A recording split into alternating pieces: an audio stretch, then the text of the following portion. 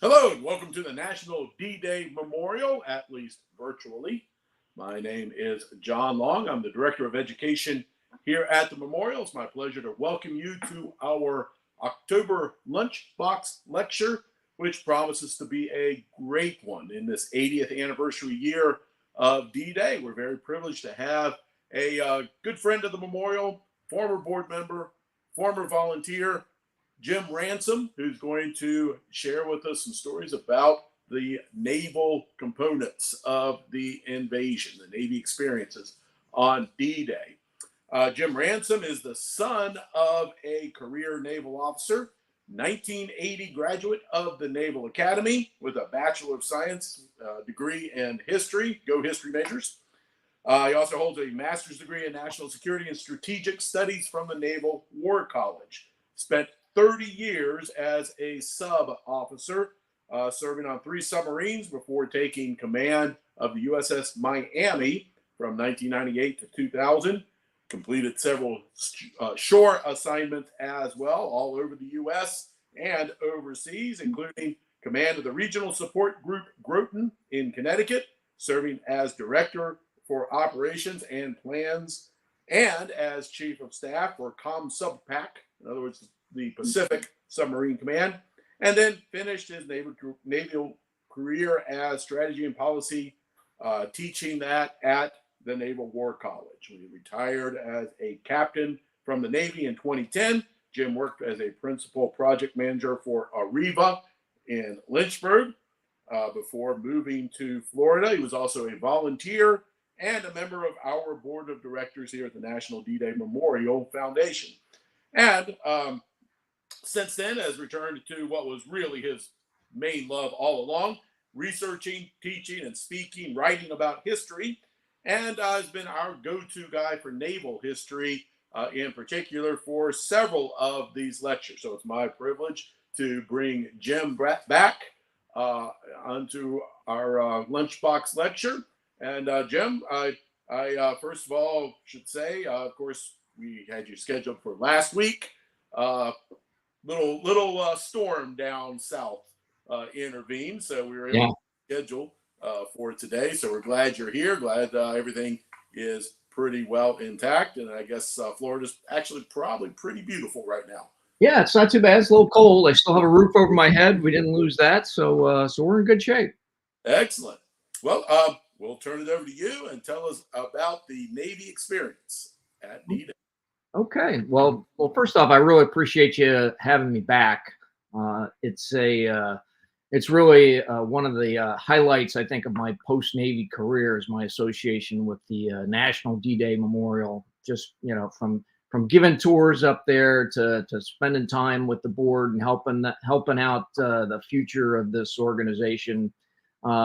Something I'm very proud of. So I really appreciate you inviting me back to talk. I think the first time I talked was maybe 2017 or 2018. I gave one on Operation Neptune. I know I've talked about U-boats, and another time I talked about my main topic, which is that I'm interested in, which is U.S. submarines in the Pacific at the start of World War II. But I'm really happy to talk today about the naval experience at D-Day. And I kind of titled this, as you can see, if everybody can see the slide there, I titled it as Sea Dogs and Sailormen. Let's see if I can make this work. We can. This is what I'm going to talk about today. We'll do a little bit of introduction, talk a little bit about strategy, because strategy informs force structure, which is an important aspect of this particular story. And then I guess I got a bunch of S stuff. I don't know if I was going for alliteration or not, but we'll talk about stuff, right? Ships, craft, naval craft, things like that. And then we'll talk about stories, which to me is really the main part of this particular discussion. And it's really the main part of anything we do with D-Day is talking about the people and their experiences. So we'll talk about Sea Dogs and Sailormen, and then just a quick wrap up, and hopefully get some questions. Love to be able to answer some of those. So Yeah, just a quick introduction. I always find it interesting that people follow this stuff. They're still fascinated by D-Day, the stories that happen, and we know how the whole thing ends, right? All of us. There's nobody that says, "Well, how, do we win?" It's always it's a known, and so there's reasons why the story captivates us, and in the end, it really goes back to the people, right? Goes back to from the naval side of things, from the admirals and their hardworking staffs, and I say that because I was a member of a hardworking staff. Um, but it's from them that did the planning, all the training, organizing, making sure they got all the right people in the right places and all the right stuff, the right ships.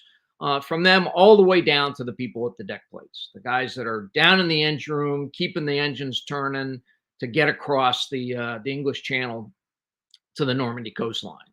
Um, and so, with an operation like this, everybody knows how immense the scope was of the entire operation. And Operation Neptune is really what kicked the whole thing off, right? That was the operation to get the troops ashore, deliver them to the Normandy coast, and get them on those 5 beaches.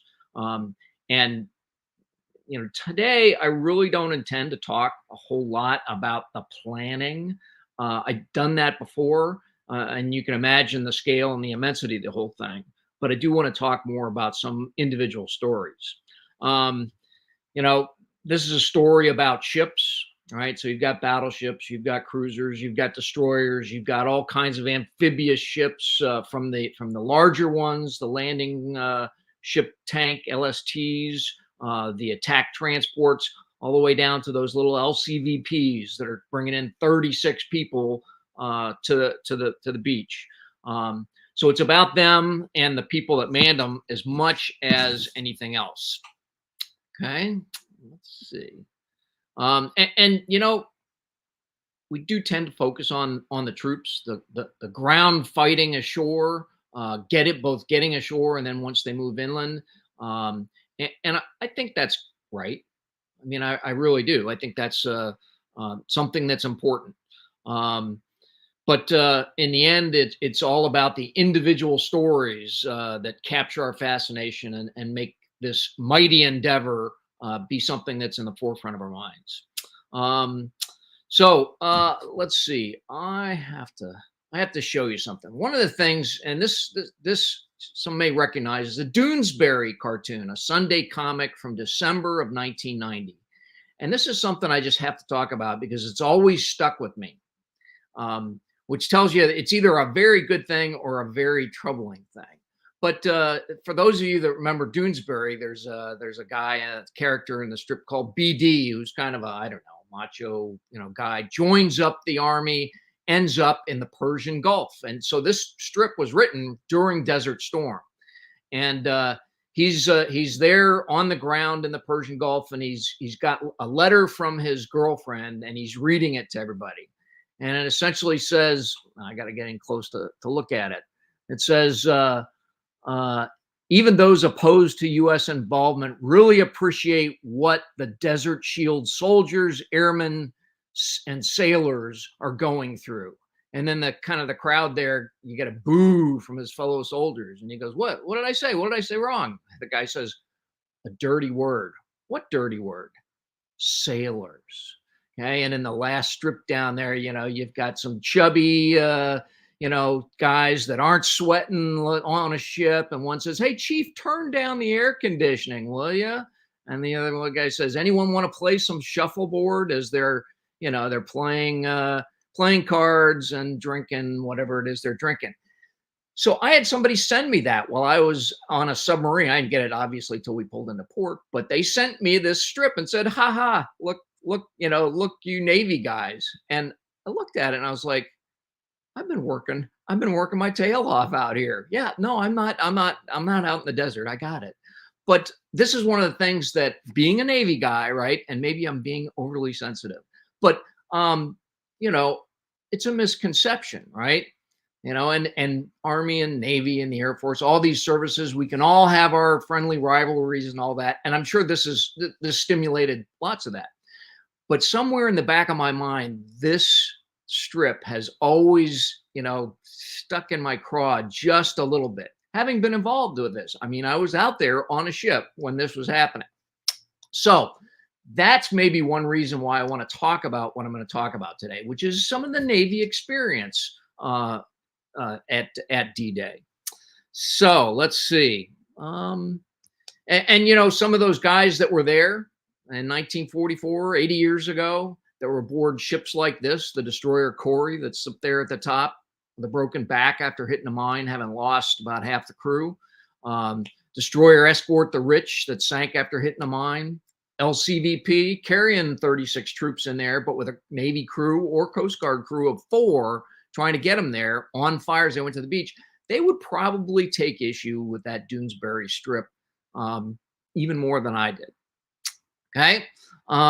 So Sea Dogs. I called this Sea Dogs and Sailormen. That's how I termed it. And everybody, you get different views or thoughts brought up in your mind when you hear the word Sea Dog. My grandkids would probably think of it like this.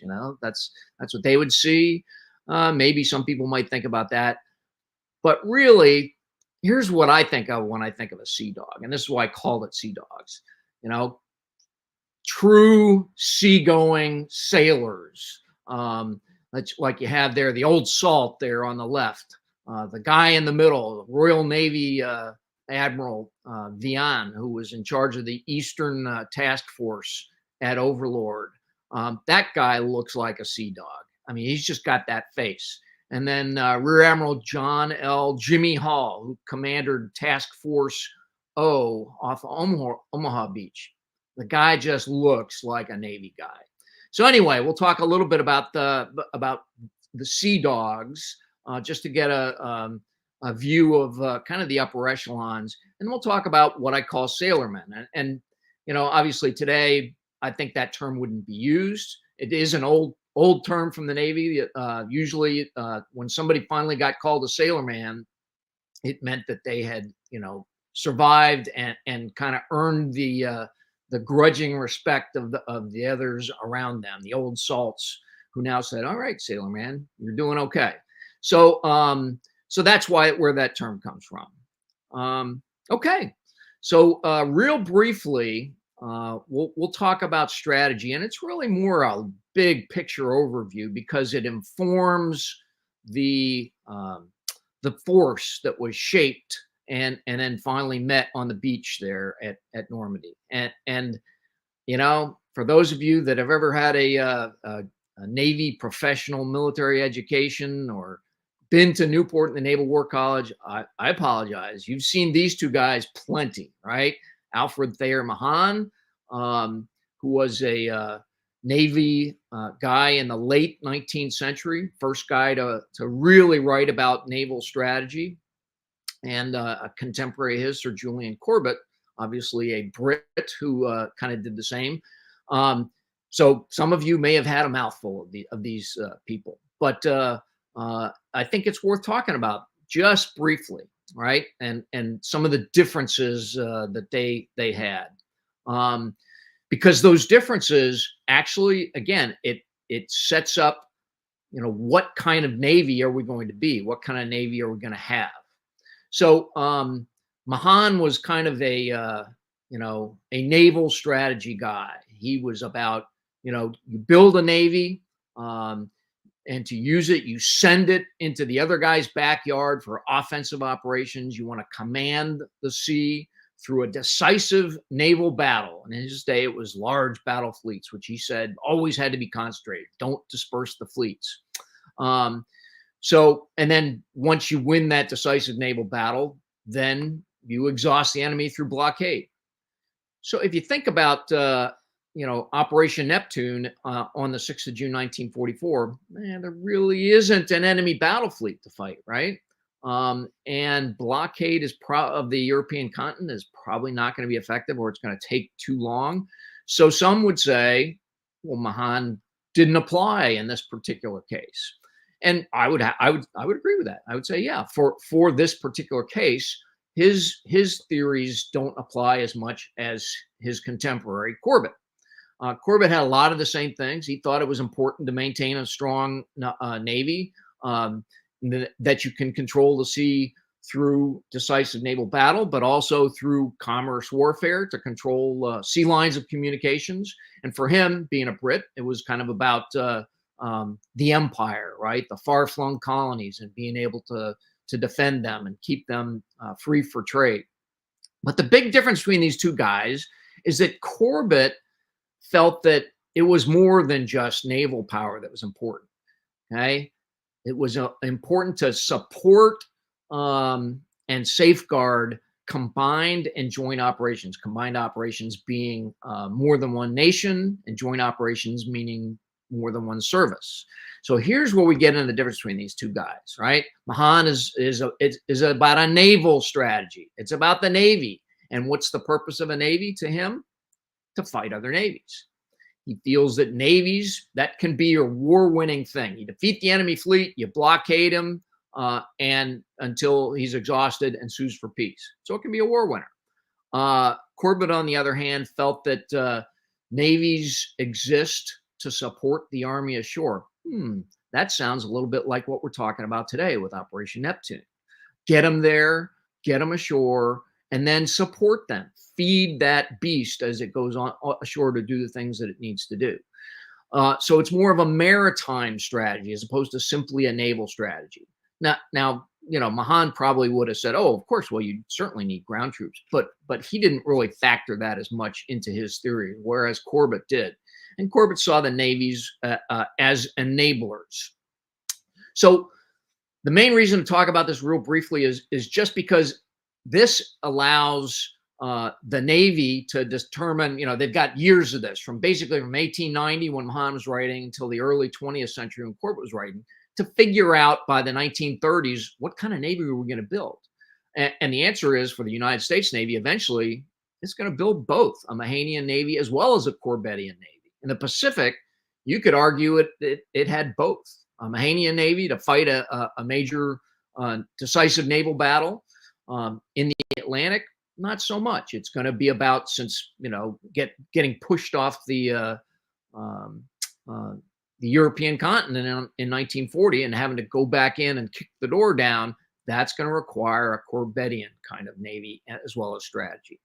So there you go. I'm done with that. Everybody can relax. You know, we got the academic stuff out of the way. Now what I'd like to talk about is stuff, right? Some of the things that were involved from a material standpoint, and then mostly that's going to mean ships. But the important thing about it is really how the U.S. Navy changes, right? From before the war and even changes during the war of necessity. So if you look at this picture here, you see that's the Pacific Battle Fleet on maneuvers, probably one of its annual large naval exercises that they held in the Pacific. And you've got all these battleships, a battle line. And that was kind of, before the start of the war, the kind of Navy that the U.S. envisioned fighting across the Pacific to its adversary, the Navy's main adversary, which was Japan. That's what they were targeted for under War Plan Orange. So that's pre-war. Of course, you have December 7th, 1941, and there's your battle line at the bottom of Pearl Harbor.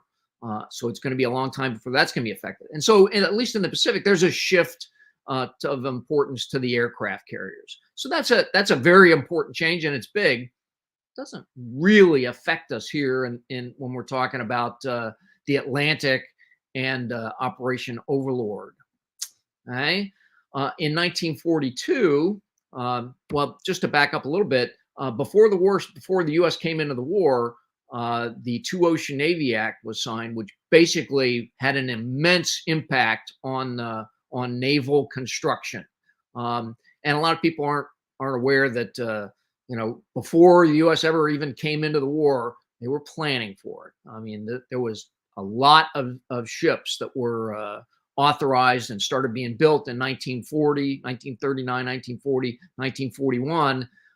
Many of them would not be around until 42 or 43. 1943 is when you really see the bulk of this pre-war Navy that was designed and authorized come into play. But in 1942, the major issue for the Navy is escorts, convoy escorts, right? And so you see a destroyer escort going down the ways. And the main reason for that is provide escort to the convoys going across to maintain a lifeline with Britain. So the Battle of Atlantic, which is something I have talked about at the memorial before, clearly one of the most important operations of the entire war for the European theater. Okay, so you need those escorts so that they go out, destroy or capture. That's U-505. They're being captured by the U.S. Navy. And that will allow, in the end, with the defeat of the U-boats, that allows your Queen Mary to go across the Atlantic with an entire division, 10 to 15,000 troops on board her, unmolested. And so, building those destroyer escorts and destroyers in 1942 and 43 helps to win this. And you really need to win the U-boat war before you can do the amphibious landings in Europe. 1943, there's another shift. It's now, after we start getting our handle around the U-boat threat, and all of a sudden, hey, we don't have enough stuff to get the troops to shore, right? If we're going to do amphibious landings, we need more of that stuff. And you can see the portion of the quote by Winston Churchill when he said, hey, we've got these two great nations that, our fate's tied up in some damn thing called LST. Well, there goes an LST down the ways in 1943, landing ship tank. That's going to be your workhorse to carry troops and vehicles across and put them ashore in an amphibious landing. And then there's other things that are also important that we shifted to. We needed something that a smaller landing craft, LCTs, to carry tanks and troops, more troops. And then the one at the bottom right, that's an LCVP, landing craft vehicle personnel, which I understand, as I just learned today, we now have one at the D-Day Memorial, which is going to be awesome to have that thing on display. But anyway, that's carrying your 36 troops ashore from the attack transport into the beaches. Okay, and since we're talking LCVPs, there's today's quiz, right? Where is the Andrew Jackson Higgins National Memorial? And Andrew Jackson Higgins, of course, was the guy who designed, and then his company would build the vast majority of these LCVPs that were sorely needed for amphibious operations. Now, some of you may know the answer because you're looking at that thing on the right that says Nebraska, but I'm guessing a lot of you said it's in New Orleans. It's actually not. It is in Nebraska. It's in Columbus, Nebraska, which is where Andrew Jackson Higgins was born and grew up. So there's in the middle, there's his kind of a side view and an overview of an LCVP. And the Navy thought enough of this man. In fact, Eisenhower thought enough of this man to say he's the guy who won the war. The Navy thought enough of him to name one of its fleet replenishment oilers after him. So quiz done. And yeah, this, when you talk about the stuff, it is an alphabet soup, right? All these things, they designate kind of a type of ship: attack transports, attack cargo ships. AGC is a amphibious control ship, big command ship. LSTs we mentioned, and the numbers next to some of these indicate how many of them were there during Operation Neptune. So you can see how many LSTs were there. Landing ship infantry carrying a couple hundred infantry troops ashore. The LCVPs we mentioned, landing craft mechanized, which is a little bit larger than an LCVP. Landing craft tanks taking troops, both troops and tanks ashore. Rocket LCTs and landing control craft to help all these ships get to where they're supposed to go ashore at the right times. So yeah, and there's a lot more than this. All right. Real briefly, the ships involved. And I just want to kind of highlight a few, some that'll represent entire classes. There were 3 U.S. Navy battleships uh, Operation Neptune. This one is my personal favorite. That's USS Nevada. My favorite because I actually served on a ship named after this. I served on the USS Nevada submarine.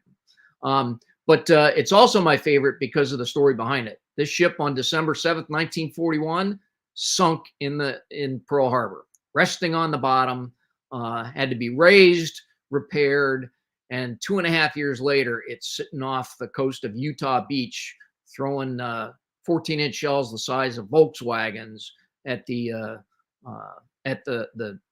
enemy ashore. There's USS Texas getting shot at by the shore batteries at Cherbourg, another battleship. Augusta, USS Augusta is a heavy cruiser, used to be fleet flagship for the Asiatic Fleet before the war, ended up in the East Coast and was a command ship, in fact, the flagship for the naval forces at D-Day on December 6th. And this is the newest ship in the fleet at that time, USS Quincy. And you can see the difference between these two. That's a 1930s cruiser. This is a 1940s heavy cruiser. Quincy was brand new, rapid firing 8-inch guns in 3 triple turrets, and she made an impact. We're going to talk about both Augusta and Quincy when we get to some of the stories. This spaghetti diagram, right? It's got all kinds of stuff. This kind of shows you the lanes and where the ships were on this day. Now, as I said, we're not going to get into talking about planning, but you can imagine the scripting and the ballet that has to be choreographed to have all these ships, and we're talking, thousands of ships and small craft all doing their thing. It's quite an amazing endeavor that they managed to pull it off. So, and we've got a couple of good stories to tell. Here's some of the small boys, destroyers. That's the USS Frankfurt. Lots of destroyers, and they're kind of the close-in shore bombardment. They could, because they're shallower draft than the battleships, they could certainly get in closer. In closer means riskier. We'll talk about that. Here's a famous painting of some of the destroyers actually moving in off Omaha Beach once they realized that things weren't going as well as they could be, to do their support for the troops as they're trying to push inland. Unsung heroes, right? This is a minesweeper. You can't get there unless you take care of the mines. These things were hugely important, and there were over 200 minesweepers. Small ships, not a glorious mission, but if they don't do their mission right, you're gonna lose ships and lose men. And there were a few mines that snuck through over the course of the campaign. About 6 weeks after June 6th, there was almost 80 ships and small craft that were lost to mines. It would have been a lot worse if you didn't have 250 minesweepers out there doing their job. Okay, we had allies, the Free French ship, and I love, I don't speak French, so I'm going to call it what the American sailors called it at the time, George's Legs. I know that's not how you pronounce it. I apologize to any French folks out there. And lastly, being a submariner, I would have to say, as a trivia question, yes, there were submarines at D-Day in Operation Neptune. Exactly 2 of them.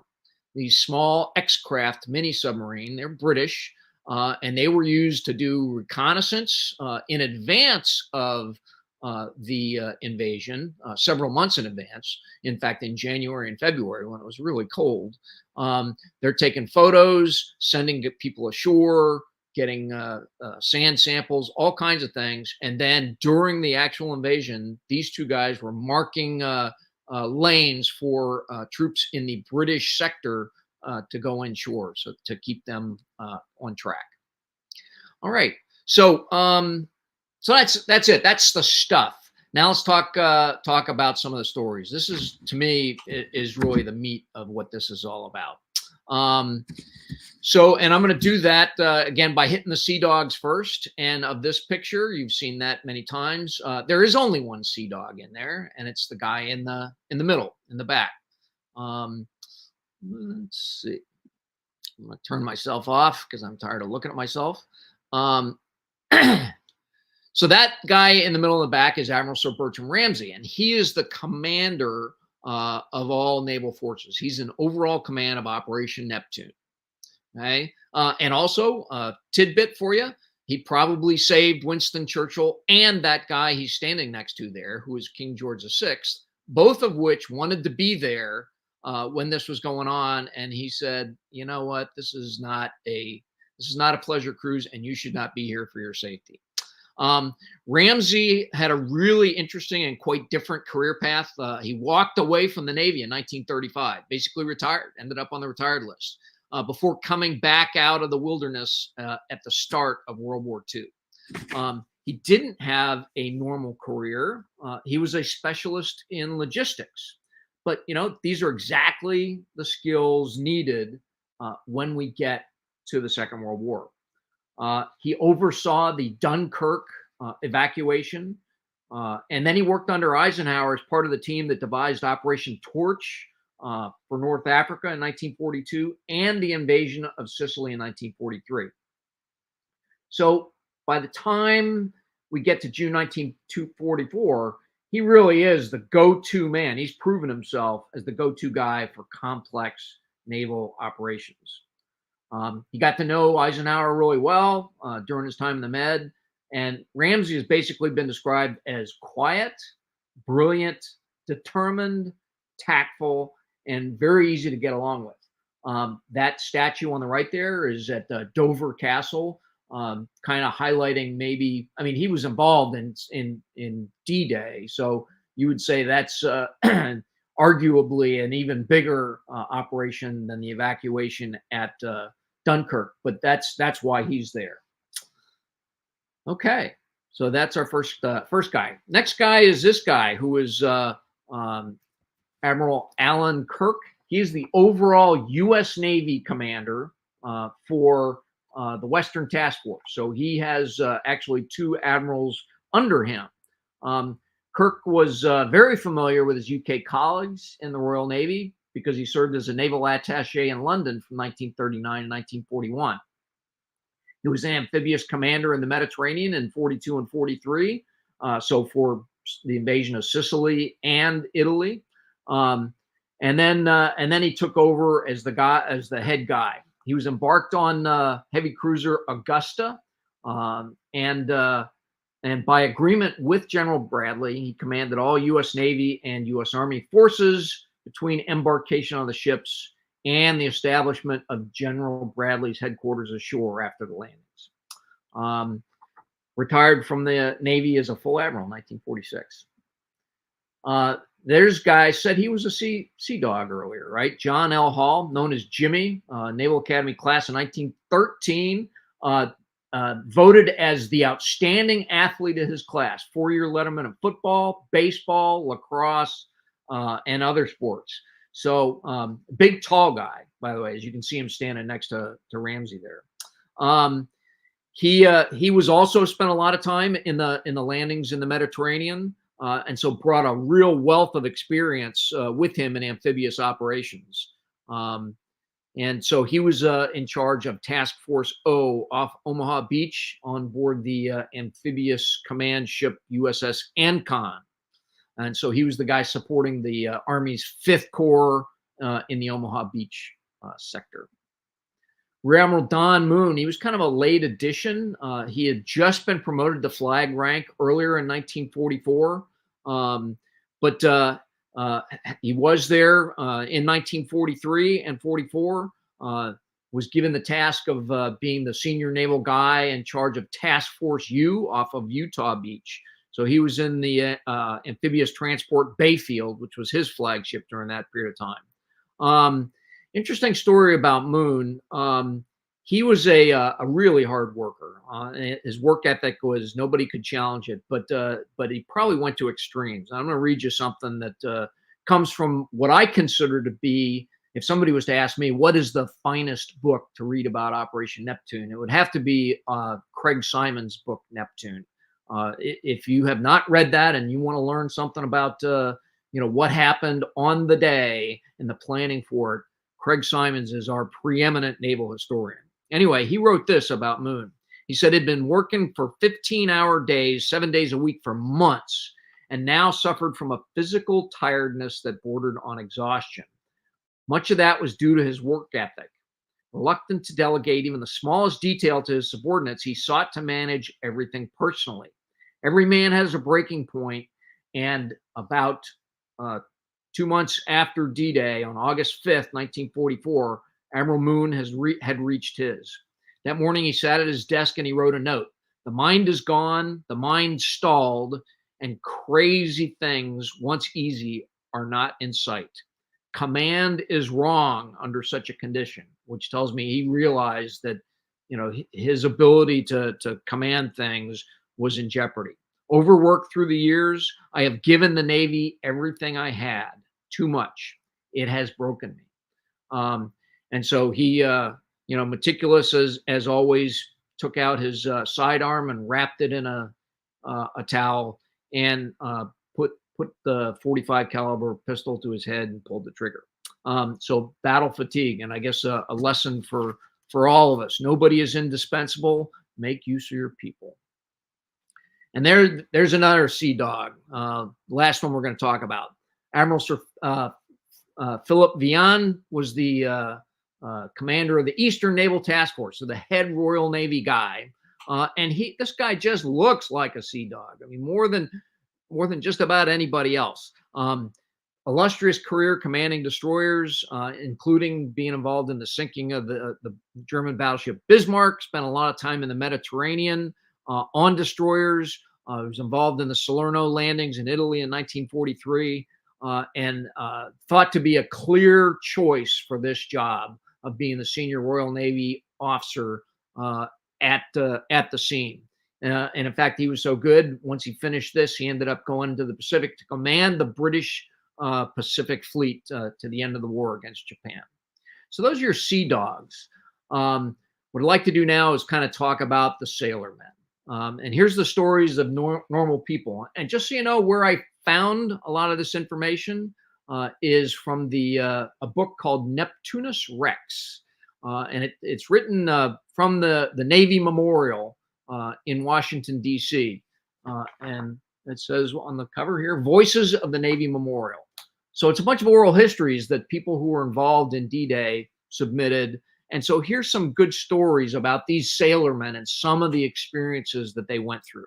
So the first guy is Bosun Mate Second Class Joel E. Garner, who was on board that heavy cruiser I talked about, the brand new one, the Quincy. And here's some, his story from his oral history. He said, we sailed on June 5th.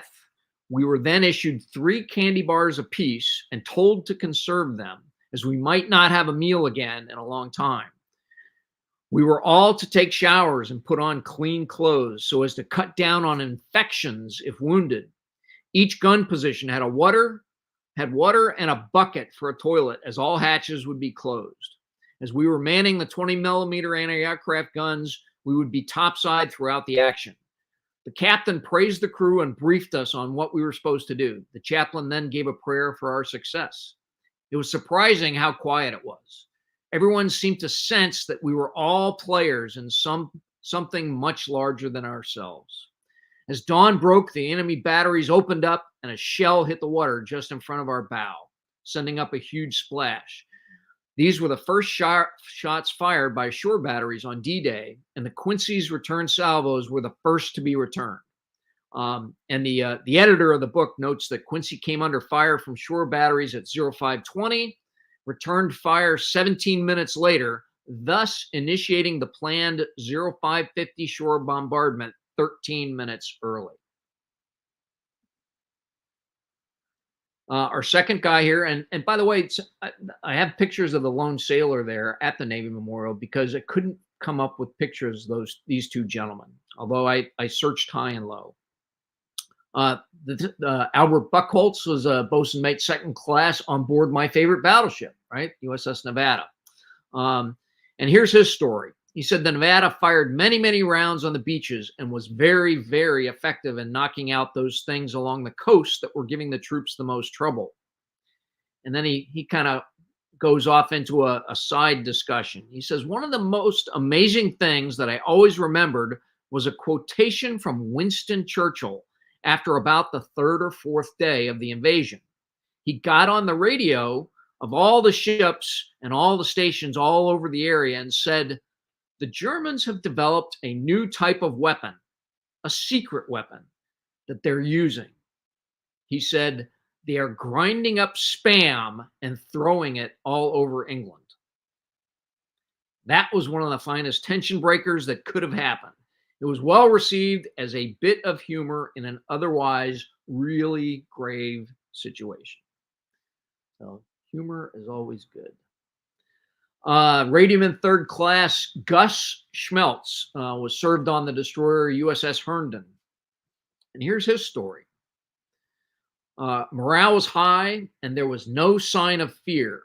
We'd all known the invasion was coming soon, but we hadn't known when, and it was certainly news to us that we would lead it. I was not afraid of what was ahead, for I knew I was on a good ship with good officers and a good crew that had been well trained for this action. Early on the morning of June 6th, we entered the Bay of the Seine. At 0230, we were called to general quarters and we saw C-47s flying low over our ship, returning from their parachute drops. At 0510, we arrived at our assigned station. We were the first one in. At our masthead was the largest U.S. flag that I'd ever seen. How could the Germans miss that? For several hours, as we fired at targets, smoke and fire billowed from the beach area. As we were firing at 0620, we learned that the Corrie, which is a sister ship nearby, was being shelled. At 0730, we heard that the Corrie had gone down. Gus Schmeltz's buddy, another radioman named Bob Holloway, comments on his perspective on the invasion. He said, during general quarters, Gus and I were no more than 30 feet apart. But many times when we compared notes after GQ was secured, we found out that we'd been observing two different actions. What was happening on the port side was not necessarily happening on the starboard side. For instance, that morning, I was able to see the Rangers scaling the cliffs at Tomahawk. Those guys were climbing right into a well-fortified German position. When I related the Rangers' action to Gus, he said, "What Rangers?" From the starboard side of the ship, he hadn't seen them climbing the cliffs. So many times since then, I've heard people stating very strongly, this is what happened. And that always prompts me to ask, were you on the port side or the starboard side? And finally, one last, another crewman on the Herndon, Lieutenant John Peake, said that compared to the entire magnificent operation, Herndon was just a very small unit, a drop in the bucket. But I know that ever since, each and every one of us has enjoyed the satisfaction of knowing that we were there, that we participated, and that we did our best. This is Ensign, at the time, Morris G. Ness, off the USS LST-54, one of those 250 LSTs that were there. He would later go on to serve in the Navy, retire as a captain. And here's his story from the 6th of June. The captain of the LST received a message from the USS Augusta, which was anchored nearby and was the flagship for Operation Overlord. Augusta wanted a small boat officer and crew to report to the flagship immediately. The small boat was an LCVP, and I finally scared up a crew amidst the confusion of personnel and vehicles. We lowered the boat from a davit and started for the Augusta in cold and very rough water. After climbing a rope ladder, I was met by Admiral Kirk, who was in charge of the entire U.S. Navy operation for the invasion. With him was a small group of high-ranking officers. I had never met an admiral or a general before. I felt like I should be saluting with both hands. I've been there. I know how he feels. After some brief questioning of my knowledge of the various beaches, Admiral Kirk ordered me to take General Bradley directly to Easy Red Beach, which is on Omaha. He pointed out the area directly under a particular barrage balloon and the specific contour of the hill that ran along the coast. I wonder how many times I said, "Yes, sir," in that short episode. After that time, I was at that time I was usually what was called a bare-assed ensign, the lowest grade an officer can be. The words of Admiral Kirk kept ringing in my ears. Do you understand? I want you to go directly to that spot. So Ensign Ness and his boat crew, they then headed toward the beach with General Bradley and two of his aides. And here's what he says. I kept my attention on our destination. Soon a mortar started landing shells on the starboard side of the boat. Then the shells began alternating from port to starboard. They were zeroing in on us, but I was still very concerned with the image of the admiral pointing to that specific spot on the beach. Many boats had hit the wrong beach on D-Day. I had heard the admiral tell Bradley that all of their glasses would be focused on us on the way in. So even so, he was more worried about the mortars than the admiral, which is probably a good thing. And so they diverted course. And then Captain Ness resumes, when the mortar stopped, we finally hit the beach on Easy Red near the E1 exit. We hit what I assumed was a sandbar, and Bradley and his aides waited ashore. He instructed me to wait there and said he would return in about an hour. He wanted to make a personal assessment of the progress and speak with General Giroux, who was the 5th Corps commander. Ness then noted that they hadn't hit a sandbar. The LCVP had hit an obstacle which tore the bottom out of the boat, and it was flooding, and they were now stranded on Omaha Beach. So he called in another boat for the general, but he himself and his crew was stuck on that beach for hours, never made it back to his own ship, the LST-54. He was eventually picked up and assigned to a Navy Beachmaster unit and remained on Omaha Beach until the day that they closed down Omaha Beach. He believes he's one of the few people to be there from day one to the end. This is Pharmacist Mate 3rd Class Leo Shear of the 7th Naval Beach Battalion. And here's his story. We were put aboard the Coast Guard manned USS LCI-91. We were kept below decks all night. We knew our time to land was H plus 30 minutes. This was supposed to be after the Navy demolition team, Army Rangers, and parts of the Army's 1st and 29th Divisions had landed. Shortly after H hour, we felt the LCI hit Dog White Beach. After I disembarked, the ship began to back off the beach, but it hit a mine. The Germans were hitting us with everything that they had: mortars, machine guns, rifle fire, and artillery.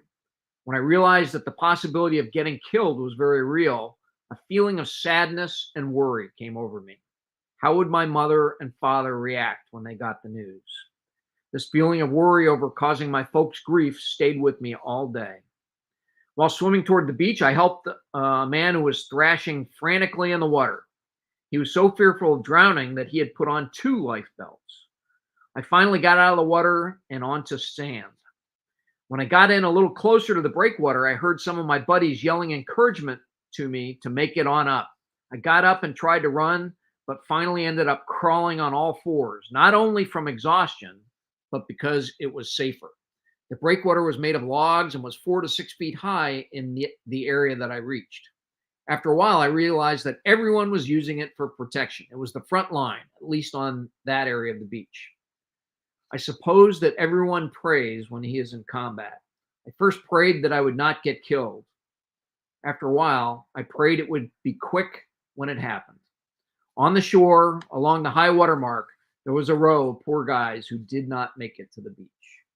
He was a pharmacist mate, and interestingly, spent about the next 4 days tending to wounded and evacuating wounded. And finally, this is Lieutenant Howard Vanderbeek, who was on board a landing control craft. In fact, he was the commanding officer of the landing control craft as a lieutenant. He was often asked about the 19 waves of troops and equipment he led to shore on June 6, 1944. Over the decades, details have faded. What always remained clear was the scope of the largest invasion fleet in human history. And he told his hometown newspaper, the Waterloo, Iowa Courier, in 2009, it was the immensity of it, the unreality of the reality. I couldn't believe I was really there. After the war, Vanderbeek kept the U.S. flag that flew on the landing control craft he commanded as a U.S. Navy lieutenant that day. And you can see it there in the background. So that flew over his LCC. Look closely and you'll see one symmetrical hole in the blue field of the 48 star flag. That's a hole where a bullet went through, he says. He passed away in 2014 at age 97, and his story is featured in John McManus's book, The Americans at D-Day, as well as Stephen Ambrose's book, D-Day, June 6, 1944. Three boats were supposed to lead the first wave of amphibious assault on Utah Beach, which was the first landing of D-Day. Two others were disabled, so Howard's boat, the LCC 60, took the mission solo. In short, there was nothing but water, beach, and the German army ahead of this flag, and the entire Allied army behind it. While in secret briefings and studying the shoreline at his planned landing, Vanderbeek met up with Brigadier General Teddy Roosevelt Jr., the son of President Theodore Roosevelt. He went ashore with the first wave of troops at Utah Beach. Vanderbeek's boat famously led the assault to the wrong landing point due to heavy smoke, but this ended up being an incredible bit of luck, as German entrenchments at the planned landing spot were not disabled by the bombing prior to the amphibious assault. Thus, Roosevelt was inspired to deliver the famous quote from the D-Day invasion as he landed and realized the error. We'll start the war from right here. Despite his leadership on D-Day, Vanderbeek always maintained he was not a war hero. It was just such a small part of it. There were so many others giving up their lives. Those are the true heroes. And how many times have we heard that, right? Spoken from people who were there. What amazing people. So those are a few of the stories that give some insight into the naval experience on D-Day.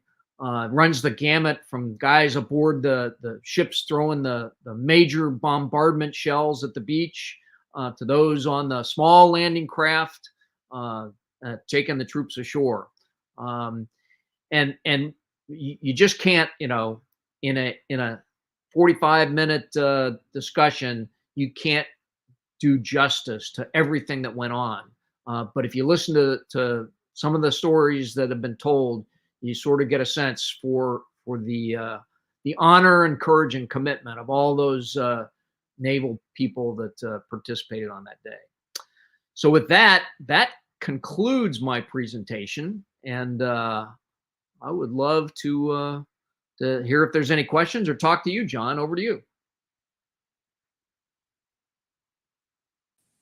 Well, great. That was a fascinating discussion. I appreciate something you threw up there, a picture of the Osprey, because I often will mention it here at the memorial. The Osprey hit a mine while it was doing mine sweeping operations on the night of June 5th. And the 6 sailors killed were the first men actually killed in the invasion on June 5th, not the 6th. Yep. So yeah, I'd like to always like to point them out. But let me ask a question first, if you don't mind. That's and I appreciate the discussion of Alfred Thayer Mahan as well. I agree. This was not a particularly Mahanian operation going on in the English Channel. There was, I mean, the only battleships were doing shore bombardment, not fighting ships, after all. But this month is also the 80th anniversary of the Battle of Leyte Gulf, coming up later this month.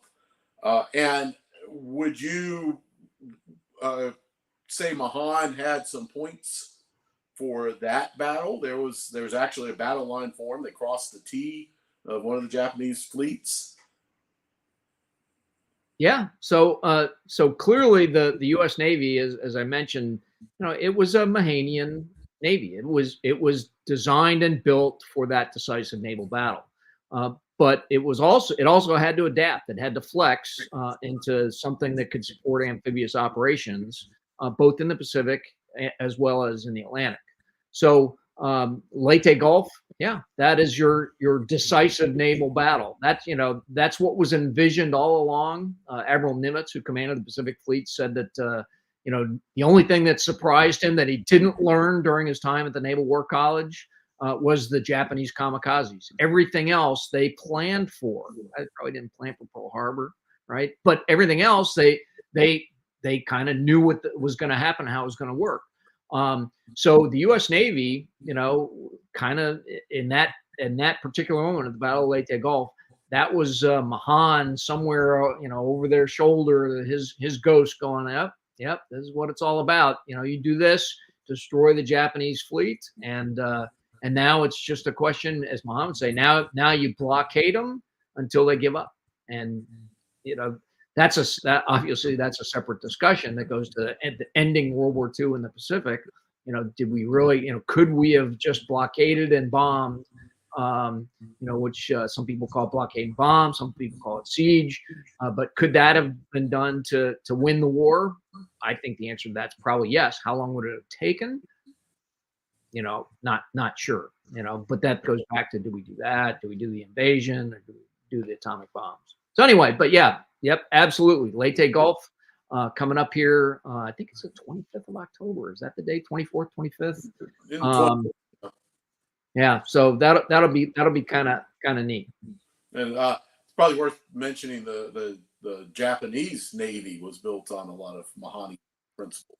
Yep, they read their Mahan. In fact, early in the 20th century, a lot of nations were reading Mahan because essentially he's the naval strategist for a rising naval power. That was his ulterior motive. He had an ulterior motive in writing his book, The Influence of Sea Power on History, and that was to get the American people interested in building a large navy and getting the American government interested in funding a larger navy. So that's where you see things like the Great White Fleet and the U.S. Navy, which in the 1890s was, a 10th rate at best naval power. It was way down the list.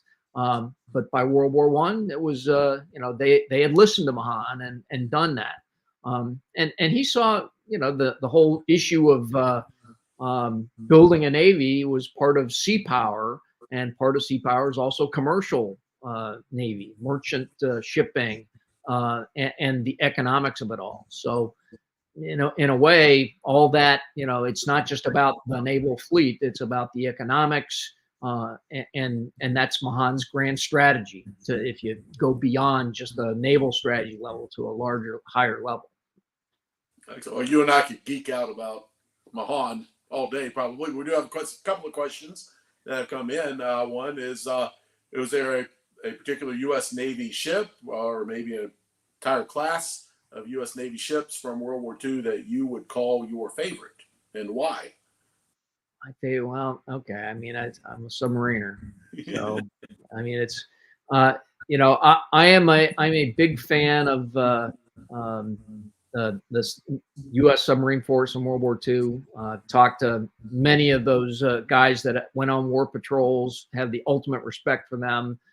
It's something that is not everybody knows about. U.S. had submarines. I thought it was just German U-boats, right? Nope, we had submarines. In fact, they're of the three major unrestricted submarine warfare campaigns in the history of the world, only one has been successful, and it was not done by the Germans. It was the U.S. in the Pacific.